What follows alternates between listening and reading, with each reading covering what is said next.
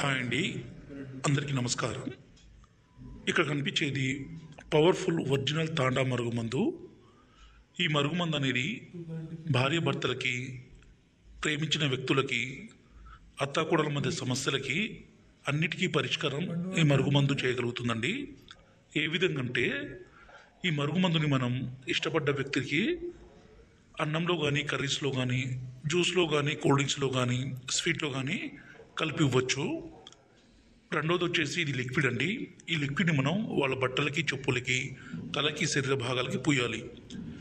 ఈ మరుగుమందు అనేది ఎంత మొండి వ్యక్తినైనా సరే పూర్తిగా మార్చగల శక్తి దీనికి ఉంటుంది.